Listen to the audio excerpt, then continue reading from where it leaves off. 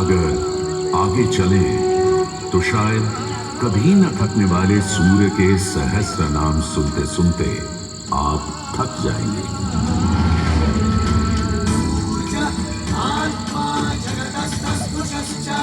हमारी सभ्यता के सबसे पुराने और आधारभूत ग्रंथ ऋग्वेद के पहले मंडल में ही सूर्य का बखान करती हैं ऋचाएं, और सूर्य से मिली अग्नि से ही शुरू होती है ऋग्वेद की पहली ऋचा अग्नि,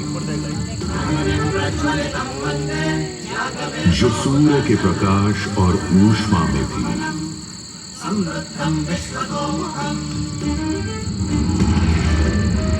अग्नि, जो दावानल और ज्वालामुखी में प्रलयंकारी विध्वंसक के रूप में विद्यमान थी। अग्नि, जो चौखट पर पहरेदार तथा चूल्हे में एक मित्र के रूप में भी मौजूद थे।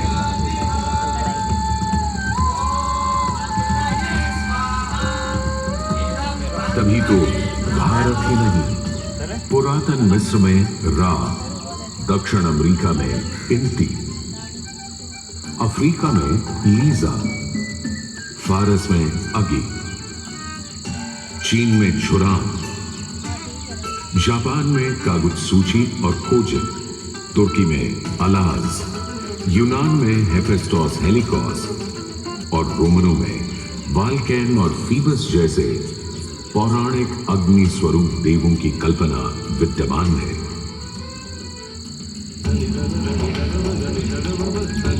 भारत में मान्यता है सूर्य ऋषि कश्यप और अदिति का पुत्र है। कहते हैं जब सूर्य की शादी विश्वकर्मा की पुत्री संजना से हुई तो संजना उसकी चमक से इतनी परेशान हो गई कि पिता विश्वकर्मा को छाया का निर्माण करना पड़ा, और तभी से चल रहा है सूरज की रोशनी के साथ धूप छांव का खेल। उन्होंने सूर्य के कुछ टुकड़े काटकर उसी से गढ़ दिए थे भगवान विष्णु का चक्र, शिव का त्रिशूल, कुबेर की गदा और कार्तिकेय का भाला। किंतु इतना होने के बाद भी सूर्य बिना रुके अपने 7 श्वेत अश्वों के रथ पर आरूढ़ आकाश की परिक्रमा करता ही रहता है, करता ही रहता है। असल में हमारे मानव बनते और 2 पैरों पर खड़े होते ही हम समझ गए थे सूर्य का प्रचंड प्रताप और प्रकाश, उसकी जीवनदायिनी शक्ति। हर पल बदलते संसार में, हर रात घटते बढ़ते चांद वाले आकाश में केवल एक सूर्य ही है जो हर रोज सही समय पर उदय होकर हमारी दुनिया को जगमग, जागृत और जीवित कर देता है और हमें एक अवश्यम भावी स्थायित्व का आभास देता है।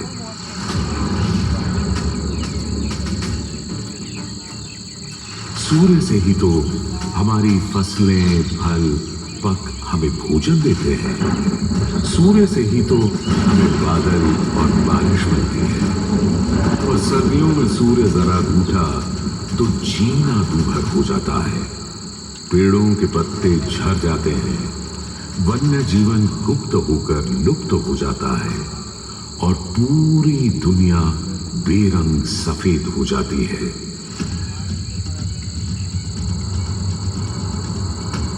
सूर्य ही तो सारे संसार को ऊष्मा, ऊर्जा और ओज से ओतप्रोत करता है।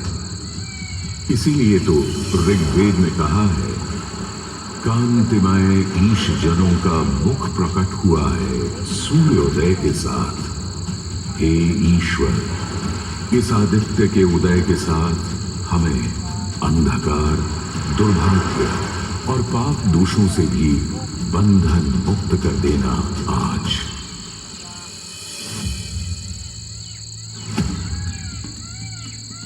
और अगर ग्रहण के समय सूर्य कुछ क्षणों को लुप्त हो जाए तो सारे संसार में हाहाकार मच जाता है।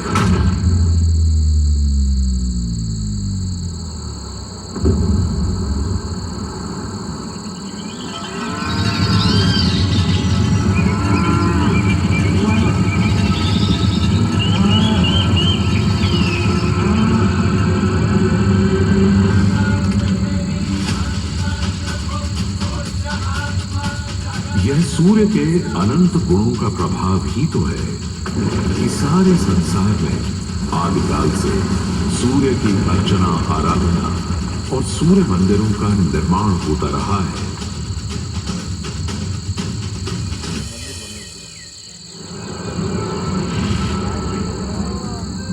दक्षिण अमेरिका के इंका काल के सूर्य उपासना स्तूप, मिस्र के रामसेस मंदिर परिसर में स्थित सूर्य मंदिर, रोम और यूनान, चीन और जापान, मेसोपोटामिया और ईरान के सूर्य मंदिर और भी दुनिया भर में न जाने कितनी सभ्यताओं ने अपनी अपनी तरह की सूर्य उपासना और मंदिर परिसर देखे हैं।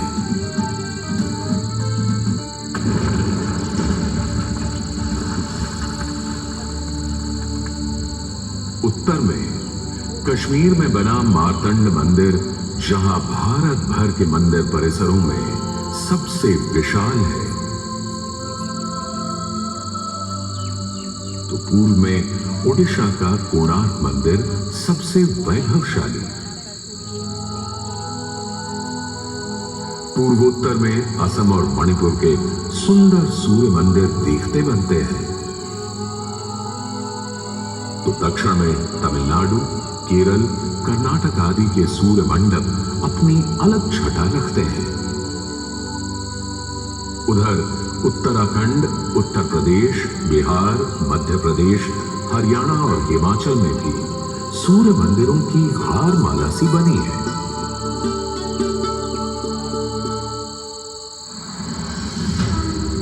किंतु यदि मैं कहूं कि देश के पश्चिम में, अपने गर्वी गुजरात में, अपने इस मोढेरा में सदियों से स्थित आपके सामने खड़ा यह सूर्य मंदिर संसार का सबसे विलक्षण, विचित्र, वैविध्यपूर्ण, सुंदर, सुरूप, सुघड़ और सुघर मंदिर है, यह अतिशयोक्ति नहीं होगी।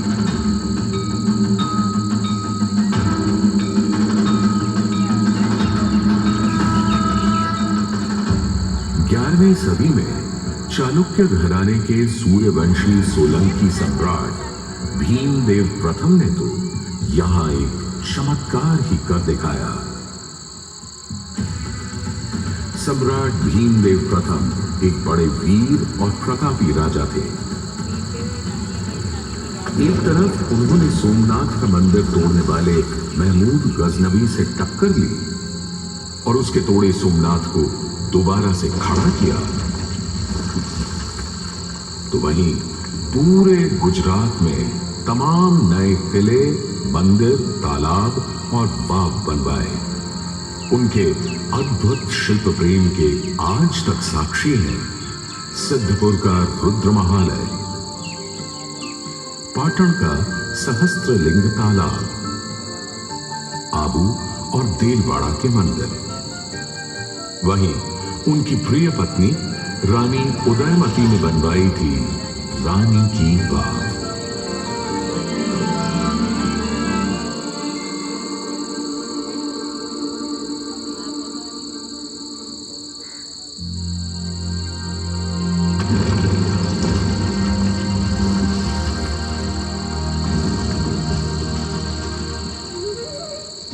किंतु इन सारे स्थापत्य और शिल्प के नमूनों से कहीं ऊपर था राजा भीमदेव का पुष्पावती नदी के किनारे सन 1026-27 में करवाया इस सूर्य मंदिर का निर्माण।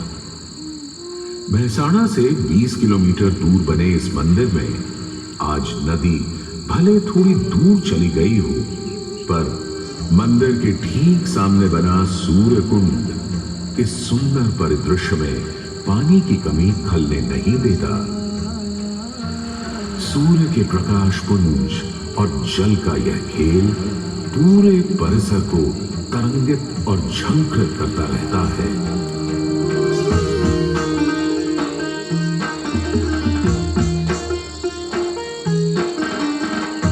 मंदिर के ठीक सामने बने विशाल कुंड में 108 छोटे बड़े मंदिर और उनमें रखी विविध देवी देवताओं की मूर्तियां इस मंदिर को एक अलग खास चरित्र दे देती हैं। इसका एक और नाम है रामकुंड, और क्यों ना हो, जबकि यहां विस्तृत धर्मारण्य वन क्षेत्र में ही श्री राम ने मोढेरक का निर्माण करवाया था।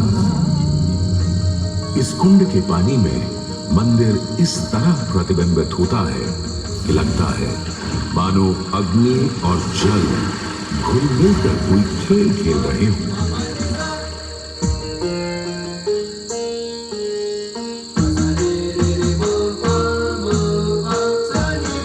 तालाब की तरफ से सीढ़ियां चढ़ते ही एक सुंदर तोरण आपका स्वागत करता है।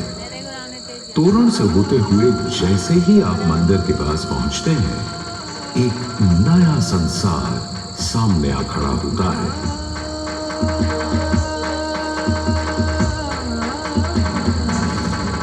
मंदिर के सभा मंडप के सोपान पर बने 12 खंबे साल के 12 मास दिखाते हैं, तो 12 आदित्य और 12 गौरी भी यहां पत्थर पर उकेरी गई हैं। सूर्य देव को समर्पित इस मंदिर में शिव, विष्णु और ब्रह्मा भी विद्यमान है, और इस मंडप के हर कोने में खड़े हैं 10 लोकपाल, यानी इंद्र, वायु, अग्नि और कुबेर जैसे देव। आज भी हजारों तीर्थयात्री यहाँ उत्तरार्ध महोत्सव मनाने और सूर्य को प्रणाम करने आते हैं। इस हेरिटेज साइट पर हजारों देशी विदेशी सैलानी भारत के इस विलक्षण सूर्य मंदिर को देखने, समझने, इसकी वैज्ञानिक पहेलियों को बूझने चले आते हैं। संसार और विशेषकर भारत में बने अधिकतर सूर्य मंदिरों की तरह मोढेरा के मंदिर को बहुत वैज्ञानिक सोच समझ से बनाया गया है। पूर्व पश्चिम धुरी पर पूर्वोन्मुखी यह मंदिर इस तरह रचा गया है कि विषुव पर्व के दिन, यानी उस दिन जब दिन और रात ठीक बराबर होते हैं, सूर्य की पहली किरण सीधे गर्भगृह में स्थापित सूर्य प्रतिमा पर ही गिरती थी।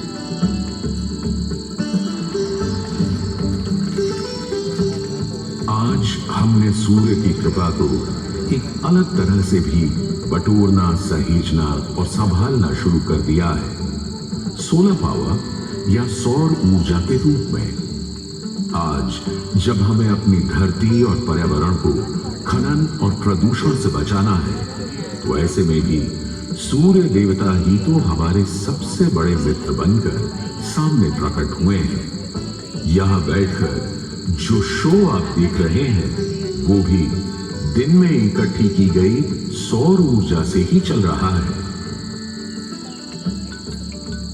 और क्यों ना हो, जब हमारा भारत प्रधानमंत्री आदरणीय नरेंद्र मोदी जी के प्रोत्साहन और नीतियों से दुनिया का चौथा सबसे बड़ा सौर ऊर्जा बनाने वाला राष्ट्र बन गया है।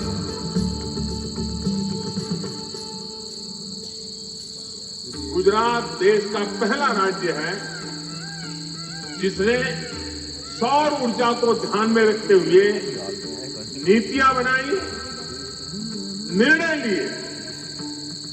हमने नहरों तक पर सोलर पैनल लगा दिए और जिसकी चर्चा विदेशों में तक में हुई।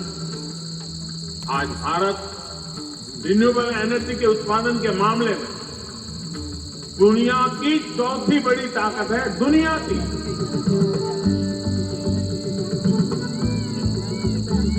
आज भले ही इस मंदिर से सूर्य की मूर्ति हट गई हो, पर सूर्य ने अपनी कृपा दृष्टि कभी हमारे संसार से नहीं हटाई। हम तो बस मोढेरा के सूर्य मंदिर में फिर आए और कवि प्रदीप की लिखी इन पंक्तियों से आकाश में विद्यमान सूर्य से गुहार लगाएं कि जगत भर की जिंदगी के लिए, करोड़ों की रोशनी के लिए सूरज रे जलते रहना, सूरज रे जलते रहना।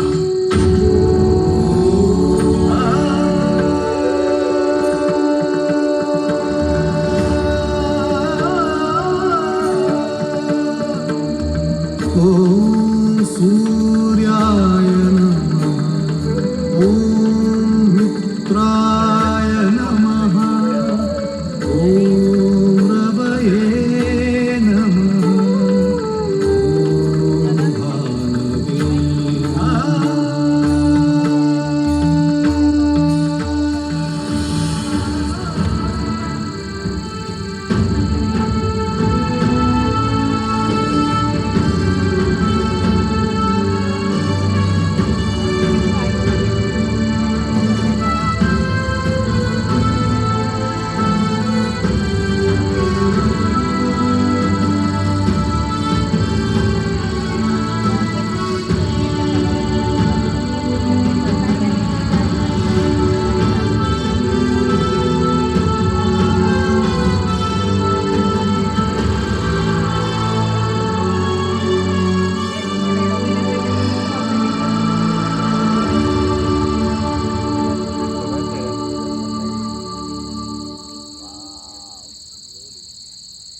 हो गया?